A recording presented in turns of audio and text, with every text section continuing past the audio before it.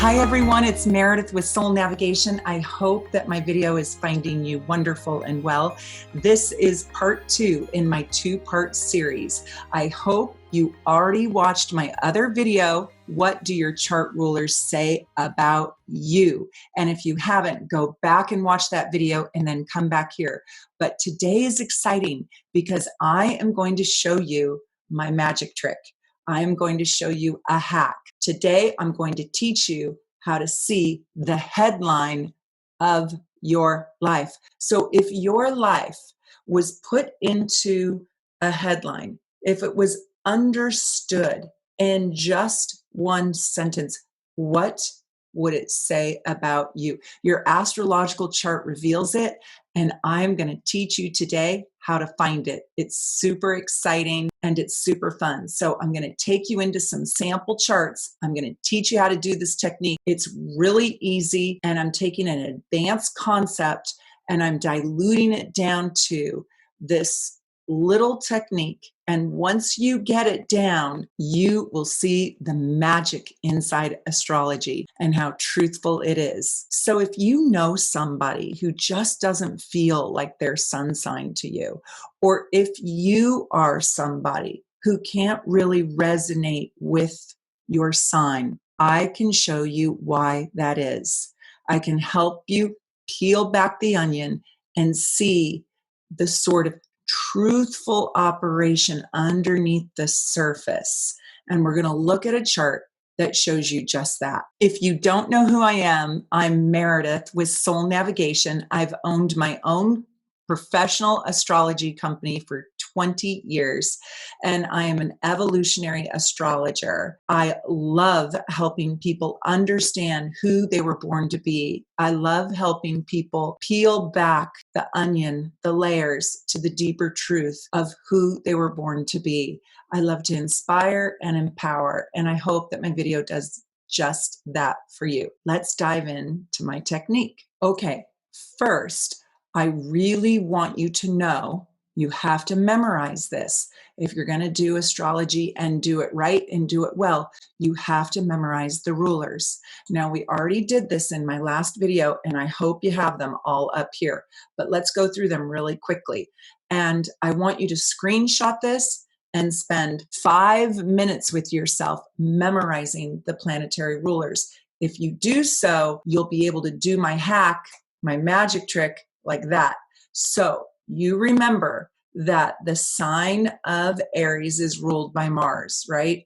Taurus is ruled by Venus. You know that Gemini is ruled by Mercury, Cancer is ruled by the moon, Leo is ruled by the sun, Virgo is also ruled by Mercury, Libra is ruled by Venus, Scorpio is ruled by both Pluto and Mars, and you know that Sagittarius is ruled by Jupiter. Capricorn is ruled by Saturn, and Aquarius gets Uranus and Saturn. Pisces gets Neptune and Jupiter. So I'm going to let you pause right here, take 5 seconds, and go through it yourself, because you're going to see how amazing it is when you know your planetary rulers. It's really, really powerful. So get them up here in your head. Now, what we're going to do is I want you to work with keywords. And we're going to synthesize the planets, the signs, and the houses.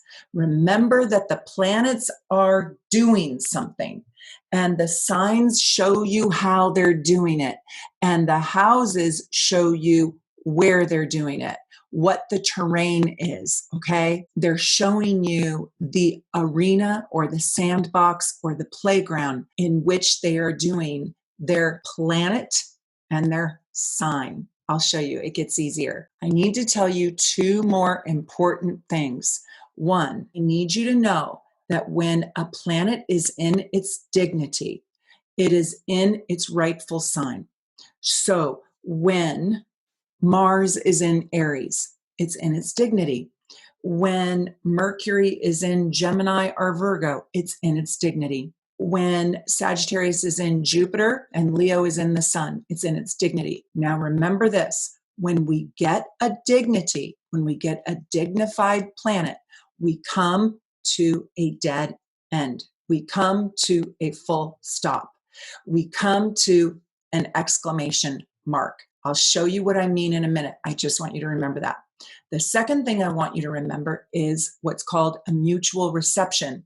And this is when two planets are in each other's sign of rulership.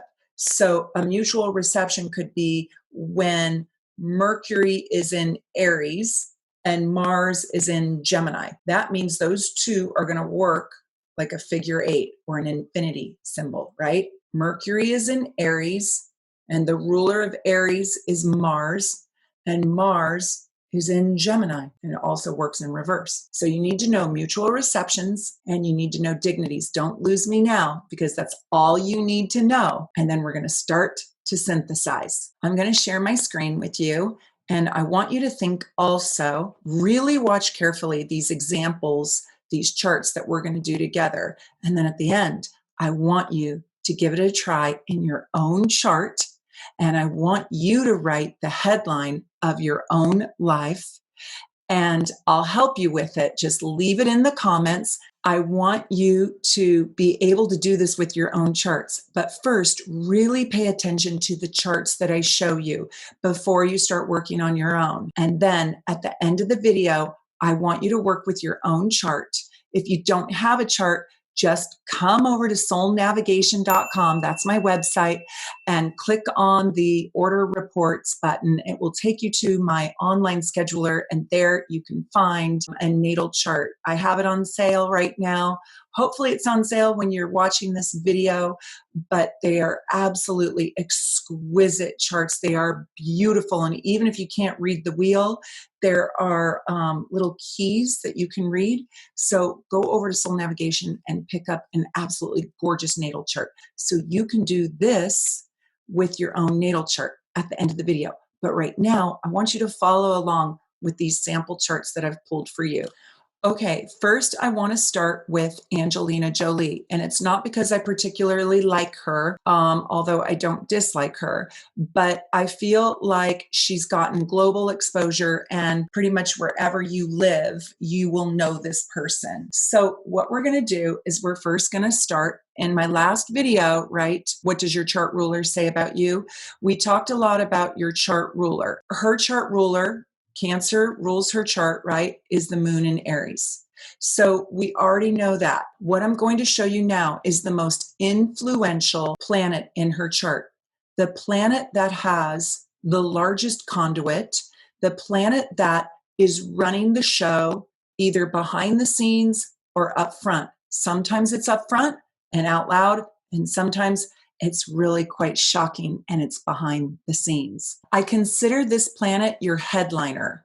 This planet will create literally the one sentence headline. If you were in the spotlight and somebody had to remember you, this planet of great importance, and in some charts you get two planets, but in most charts you boil it down to one potato, and it's that one potato that will speak volumes of you. It is that one planet that will become the crux of your headline statement about why you were born. And what I consider the headline to be is probably most likely your legacy that you are building and creating and how you will be remembered. Let's start right here with Venus. We've got Venus rising. That's why she's so gorgeous, by the way, in Cancer. So we know the ruler of Cancer is the moon. The moon is in Aries. We know that Aries is ruled by Mars. So we go find Mars. It happens to be right next door.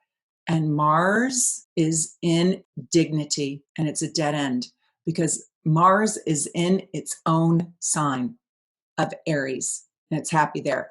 There's nowhere else to go. So we know that this Venus in Cancer is ruled by the moon in Aries, but we know that the moon in Aries is ruled by Mars in Aries. Let's go to Saturn. Saturn in Cancer is ruled by the moon in Aries. We know that Aries is ruled by Mars, and Mars is in Aries dignified. So we're at a dead end. So we're starting to see a pattern. Let's try Mercury in Gemini. Well, Mercury in Gemini, it's retrograde, interesting. Mercury in Gemini is dignified.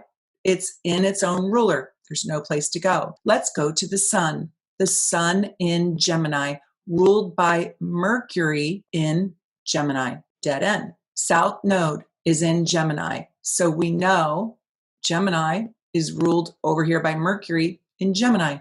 So we're seeing another pattern. Let's keep going. We've got one pattern over here and we have one pattern over here. Chiron in Aries. Aries is ruled by Mars in Aries. It's dignified. Jupiter in Aries. We're going to the same exact place. Mars in Aries. The moon in Aries, we've already done it, is ruled by Mars in Aries. Let's go to Neptune in Sagittarius, ruled by Jupiter in Aries, right? So it goes to Mars in Aries. So now the North Node in Sagittarius, we know Sagittarius is ruled by Jupiter. It takes us to Aries, which takes us to Mars, which takes us back to this Mars in Aries. Okay, we're seeing our pattern formulate over here with this pod and this pod and this pod. And then we have a subsect. So let's try Uranus in Libra, ruled by Venus, right? Because we know that Libra's ruler is Venus. Venus in Cancer. Cancer is ruled by the moon. The moon is in Aries, and we're back to Mars in Aries. Pluto in Libra is going to take us to the same place. Pluto in Libra is ruled by Venus, right? Because Libra is ruled by Venus. And then we are going to the moon. And then the moon is going to take us back to Mars in Aries. Isn't that fascinating? So we've got two subsects, but truthfully, the planet that is most touched, that is the largest conduit, that is at the core or the crux of her headline, is Mars in Aries in the 9th house. We figured that out. So now you have to think about Mars in Aries in the 9th house. What is Mars doing? Mars is being a warrior, right? What is the 9th house doing? The 9th house is the philosopher. The 9th house is the anthropologist, nomadic traveler, right? The international traveler. The 9th house is travel over water, over a large body of water. It's international travel. What also does the 9th house stand for? And what else is in the 9th house? That moon and that Jupiter are in tight conjunction to that Mars. So the moon is nurturing, Jupiter is a belief system, and Mars is a warrior in the international house and in the philosopher's house. So while she is an actress, we get that. I think she is a nurturing, philosophical warrior promoting. The 9th house promotes, it sells, it markets, promoting her belief system. Aries is about me, my beliefs, right? Mars is the warrior. The moon is nurturing. Jupiter is what you believe in, just like that 9th house. So she's an international philosophical warrior, or you could say she's an international warrior with deep philosophical beliefs that she wants to promote. Do you see that? And that, I do believe, is the legacy she wants to leave behind. Okay, let's go look at another one. Okay, I dubbed this one Warrior Queen, and she is a young friend of mine. And I really love this person. And I think that this is a fantastic example of a chart that looks so extroverted. If you were going on a date with this person and you did their chart before you met her, you would expect her to be very outgoing, with all that Sagittarius up there in the 9th house and the 10th house sun and Pisces rising, right? And even her Mars is in Libra's social 7th house, although it's in Scorpio. This looks like an extrovert on steroids, but in truth, a person who is quite reserved and even a little bit shy. Do you have somebody in your life that doesn't look like their sun sign? Or do you not look like your sun sign? And do you want to know why? Let me show you the reason why. We've got Pisces rising. You know that her chart ruler is Neptune. You also know her secondary chart ruler, which you do have to look at, is Jupiter. So we've got Pisces rising, we have our Jupiter in the 12th house. The 12th house is where all things are hidden. It is the quietest house of the zodiac. It is the house where people are not seen. It is the dungeon. It is the basement. It is the prison. It is what I have dubbed Harry Potter's invisible cloak. I believe this is the house of hidden affairs. And if you have a lot of planets in the 12th house, you are an enigma. You could be quite shy or hidden. So we've got her ruler in the 12th house, but we have Neptune right up here in the glorious 10th house. And 10th house people are not shy, but her sun is there and her Neptune is there. So let's look. Let's go to Jupiter. Jupiter in Aquarius. It is ruled by Uranus in the 9th right here and Saturn in the 8th. With Uranus in Sagittarius, it takes us back to Jupiter in Aquarius. That's a mutual reception. So that's the figure 8. They just feed into each other and they just go back and forth. So it dead ends on us. So Uranus in Sagittarius takes us back to the ruler of her chart, Jupiter in Aquarius in the 12th. Let's go to Neptune in Capricorn, takes us to Saturn in Sagittarius, which takes us back to Jupiter in Aquarius, right? Which is also in mutual reception. Let's go to the sun in Sagittarius, back to Jupiter. Venus in Sagittarius takes us back to Jupiter in Aquarius. Jupiter in Aquarius takes us back to Uranus in Sagittarius, which takes us back to Jupiter in Aquarius. Sorry, I didn't do that for the sun, but it's the same for the sun. It's the same for all these planets. Mercury in Sagittarius takes us to Jupiter in Aquarius, which takes us back to Uranus in Sagittarius, which takes us back to Jupiter in Aquarius because they're in mutual reception. So they just feed into each other. So all these Sagittarius planets are going to go over to Jupiter to get the Aquarius energy to come back and boomerang into Uranus to go into Sagittarius back to Jupiter, right?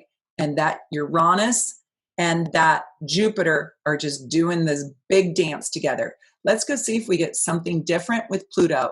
So we've got Pluto right here in Scorpio. So we got to go to Mars, which is right next door in Scorpio, and it's dignified. So when it sits in its dignity, it means it's sitting in its own ruler and it goes nowhere. So it's a dead stop. Pluto is also in its own ruler, Scorpio.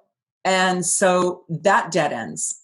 And the South Node is sandwiched right here. The South Node in Scorpio is sandwiched in between its rulers, Pluto and Mars. So that's a subset. Let's go look at Chiron and Gemini, ruled by Mercury and Sag. Well, you already know we're going to do this Uranian dance again. Jupiter and Aquarius, Uranus and Sag, back to Jupiter. Let's try the North Node in Taurus. It's going to take us to Venus. Oh, Venus at the tippy top of her chart is going to take us back to this Jupiter in Aquarius.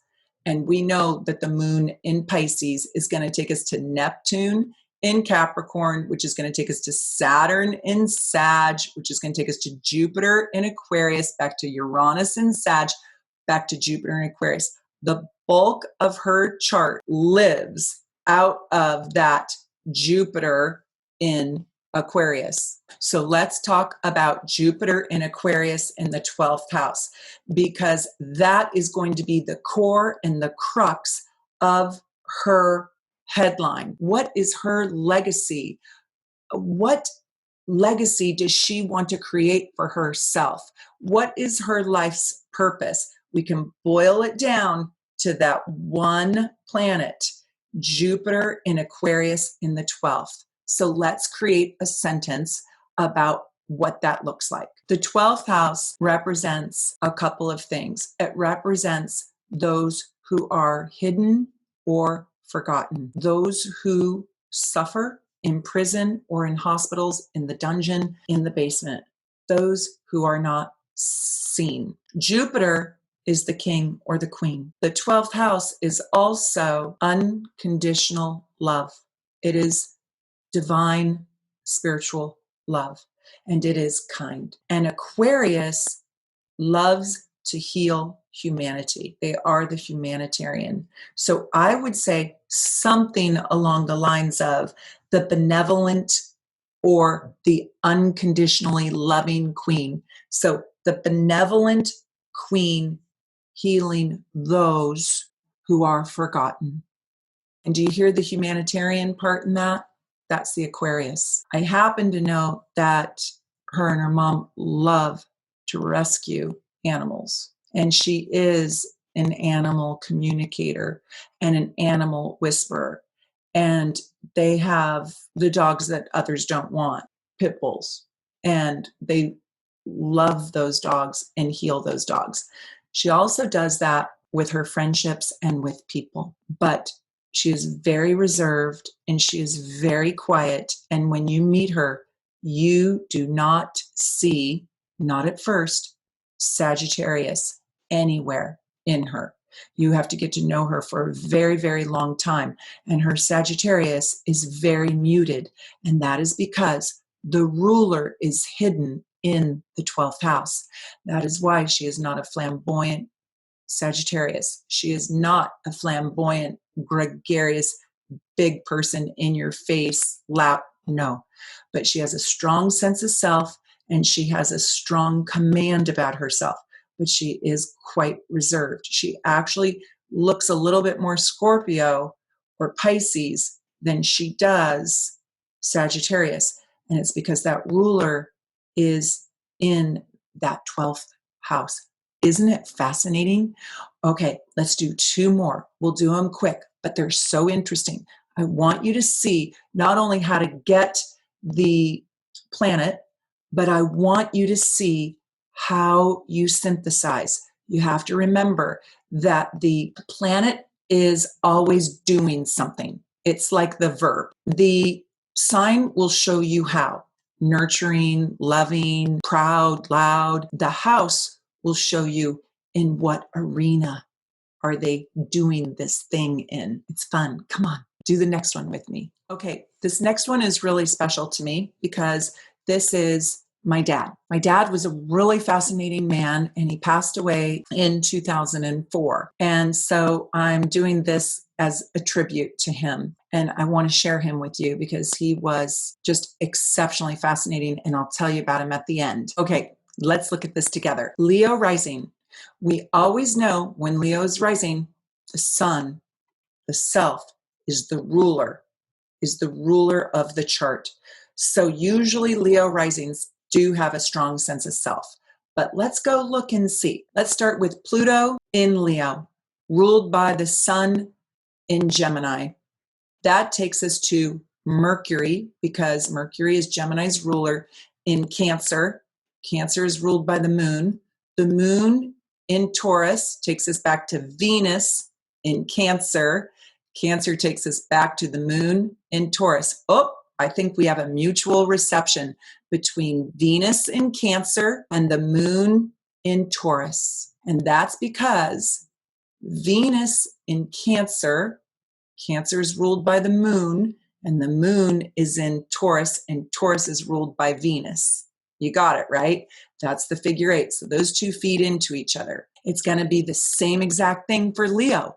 We're going to go to the sun in Gemini, ruled by Mercury, in Cancer, Cancer to the moon. The moon is in Taurus. It's going to take us back to Venus in Cancer. Mutual reception, because it's going to go to the moon in Taurus, back to Venus. Let's go to Mercury. Well, we already know Mercury is ruled here in Cancer. So we've got to go to Cancer's ruler, the moon, in Taurus, back to Venus in Cancer, back to the moon in Taurus. That just bounces back and forth like a boomerang. The sun in Gemini, ruled by Mercury in Cancer. We've already done it. The moon takes us back to Venus, and these two are dancing together in their boomerang. Jupiter in Gemini is going to do the same thing. It's going to take us to Mercury, and that's in Cancer. It's ruled by the moon. It's going to take us to Venus in Cancer. Are you seeing the theme? All right, let's see if we get something different. Uranus in Taurus. We're not going to get anything different. Taurus is ruled by Venus in Cancer. Back to the moon in Taurus. All of these planets are just going to feed into Venus in Cancer. I think we're seeing a pattern. Let's go check out our Pisces. South Node, past life, karma, right? Ruled by Neptune and ruled by Jupiter. So we've got Neptune in Virgo. Well, Virgo is ruled by Mercury in Cancer. So we're going back to the moon in Taurus, which is taking us back to Venus in Cancer. You take it as far as it goes. You either get something in dignity or you get a mutual reception. So you take it back to that place. You keep peeling it all the way to the core. So we know these two are going to lead us back to that Venus in Cancer. Every single thing takes us back to this mutual reception, Venus in Cancer and the moon in Taurus. But it ends with this Venus in Cancer. Or maybe we can't say what it ends with because it's infinity. They're connected. There is no end. It just is infinity. I thought long and hard about, wow, I wish to God I had been doing astrology already, but I had not known this magic trick by the time my dad had died. But I will tell you, I did experience him that way. His chart doesn't look really loud. It doesn't look as loud as the last chart that we looked at, but it does look extroverted, right? With the sun in the 11th house and with Leo rising and this 10th house moon, there's a lot of extroversion here. He was also a very calm and reserved man. With Pluto rising, he had a very strong presence about himself, but it was a quiet strength. I don't recall my father ever yelling. Well, one time I do, but it was so rare. I mean, it was rare. I think a headline that I could say for him, deciphering this down, this is the house of spirituality. You have to remember that that sun, right? That sun is his ruling planet, and it does come into play as a subset. So with Venus in Cancer in the 12th house and a packed 12th house to go with it, I would say this person has a very deep or profound sense of spirituality. So I would say spiritual healer, spiritual humanitarian, because his sun is in the house of the humanitarian. So spiritual humanitarian, helping heal those who are forgotten. Or I might not say heal, I might say spiritual humanitarian, caring for those who are forgotten. And that's really who he was. He worked for the United Nations and he built, he was a project manager and he was a diplomat and he helped build airports in third world countries. And I lived in Cambodia and with him, he lived in Cambodia for 3 years and he helped build the airport there. And he was in charge of Southeast Asia's airports, especially in the third world countries, helped build the airport in Myanmar. He also, his very last assignment was to rebuild the Baghdad airport when the Americans had bombed it with Saddam Hussein. And he really cared about other people.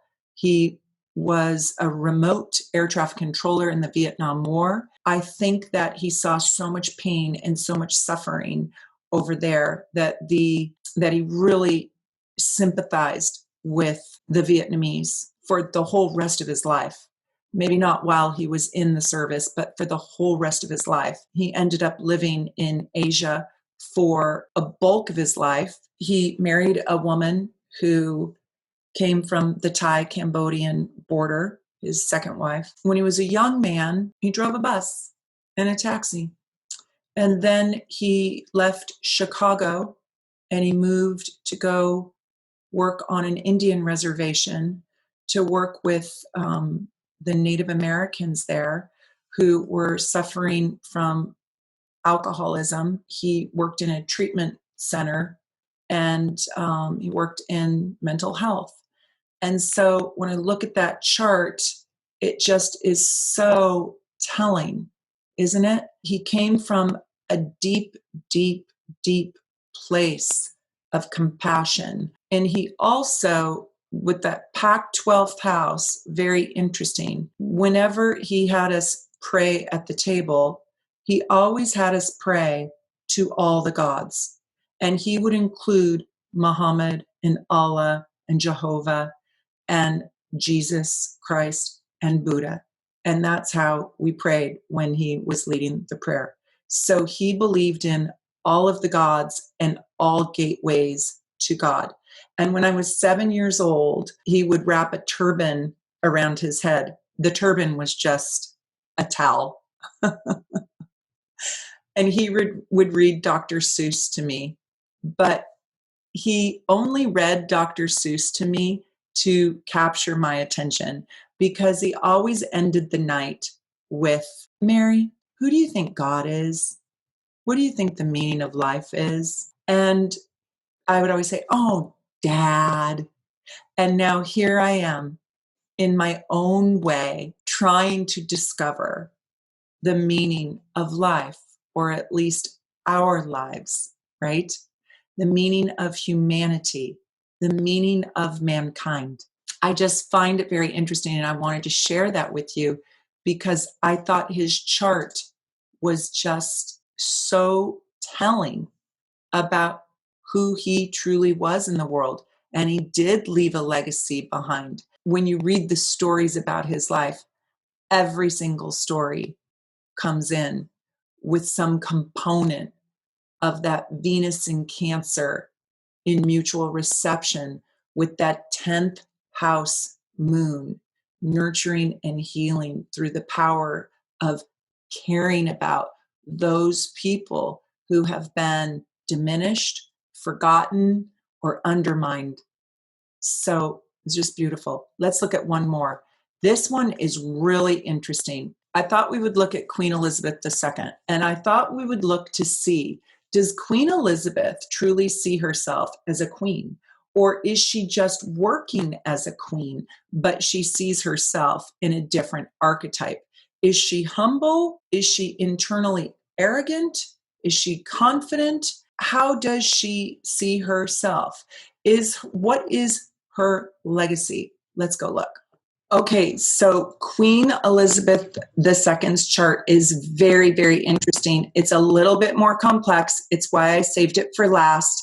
And I want to show you how you do this when it gets kind of confusing, when it's not real straightforward like our other charts were. One of the reasons why this chart is a little bit harder is because she has lots of mutual receptions. And so they feed back into each other, and she has lots of these mutual receptions with dual rulers. So I'll show you how this gets really tricky and how you can feel like you get lost. Here's the hack, and here's the magic in it.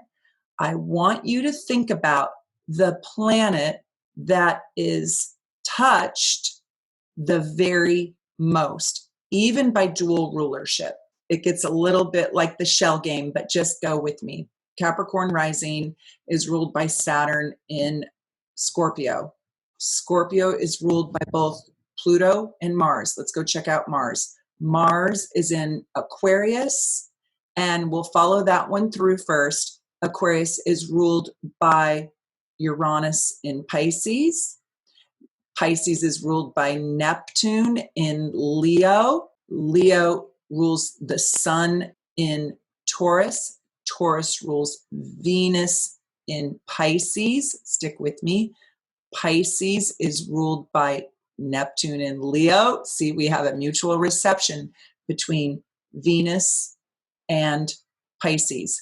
We also will go back because it's going to keep taking us to the same place. It's going to take us over here to the sun, back to Venus. Pisces is also ruled by Jupiter, so let's go check that out. Jupiter in Aquarius. Aquarius is ruled by Saturn in Scorpio. Saturn in Scorpio is ruled by Mars. Mars is in Aquarius. We have another mutual reception. They're just going to keep going back and forth. So let's look at let's look at Aquarius's other ruler, Uranus.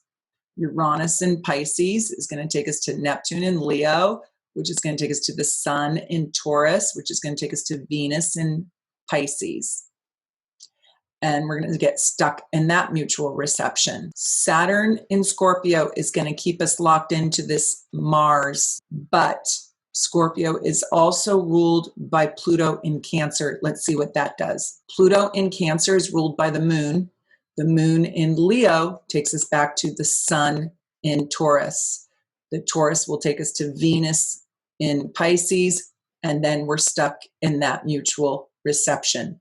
So this Venus Pisces really plays a large role, but it comes through the sun. Okay, so with some charts, you really do have to calculate with a pen and a piece of paper in how many times each planet was touched. And in this chart, honestly, her Venus in Pisces only comes into play through that sun in Taurus in the second house.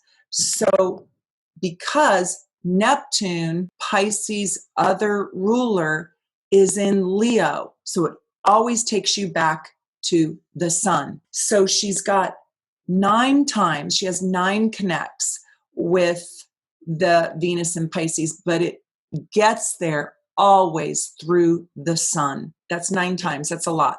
And then the second one, I think I counted 5. It could be a little bit more than that, but it is definitely a little bit less than, and that is the Saturn in Scorpio, because this Mars in Aquarius goes 2 ways all the time. It goes over to this Uranus in Pisces, and it goes over to the Saturn, and it's in mutual reception both ways. It's crazy. So every time we come to this Aquarius portion of her chart, we go in 2 different ways.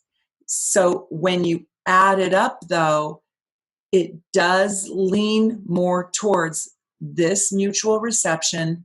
Where this chart takes us, and I invite you to work with it, is primarily we get to 9 times, we get to this Venus in Pisces with Neptune in Leo circling back around to the sun in Taurus in the second house of self-worth. Barely in the second house, but it is. Look at that, 0 degrees 12, and the cusp is at 0:17, right? Just 5 minutes, and it is moving into the third house, but it is in the second house of self-esteem. So with that Venus-Neptune, as that, I should say that Venus-Neptune sun, that is how she sees herself. She sees her sun, she sees herself, her soul, as Venetian and Neptunian. And what is that? Well, what's very interesting about Venus and Neptune is I believe that Neptune is the higher octave of love. Neptune is unconditional love. It is love for all living things, animals, plants, people, all living things. And Venus is also love. It is the sweet pleasures, and it is self-esteem and self-worth. Venus love is platonic love. Neptunian love is unconditional love. And then the secondary story inside of her is that Saturn in Scorpio at the top of her chart. The Sun in Taurus, you can only access that Venus-Neptune story because Neptune's in Leo through the Sun in Taurus. So those three are connected. You can see that she feels a great deal of responsibility with that secondary core piece with Scorpio, Saturn up at the top of her chart in the 10th house. That Saturn in Scorpio in the 10th is sort of her public persona, but what truly is in her core, she has a very, very, very strong identity. Why? Because so much of that story, I mean, I had to write it down to figure this one out. So I've been doing this a long time. So if you get stuck, I'll help you. That Venus-Neptune axis has to go through her sun sign. And her sun sign is her soul, her core, and it's in the second house. Very prominent, very strong. This woman truly sees herself as the queen for all living creatures. And she takes her job very seriously. The iron fist in a velvet glove. You know, I might think of her as somebody who is very easy to love as an icon, but very difficult to live up to her standards when you are in intimate partnership with her. She is much easier to love iconically than she is to have a relationship with, because that Venus-Neptune shows a love for all living things. But when Saturn is in Scorpio at the top of her chart, there is transformation that wants to occur. So this queen is a conduit for transformation. She wants to be remembered as being the dutiful queen, showing compassion, concern, and unconditional love for all living things. That is no small legacy. She has a grand and powerful chart. I recommend you work with this chart and you study it further because it's fascinating. So I want to know what your chart says about you. What is your headline? And did you like this hack? Did you enjoy it? And what I want you to do in the comments below is let us all know what your headline is and what planet, or in this case with Queen Elizabeth II, what planets came into play for you to find your headline and put it in the spotlight. I hope you love this video. Leave me a comment below. Become a subscriber and ring the bell because I do live feeds spontaneously and I love doing Q&As, answering all your astrology questions. Also, come find out about my astrology and tarot card happy hours by following me on Instagram at soul_navigation and come attend one. I'd love to have you at my table. Take good care from my heart to yours. I hope you're wonderful, healthy, and well. Bye for now.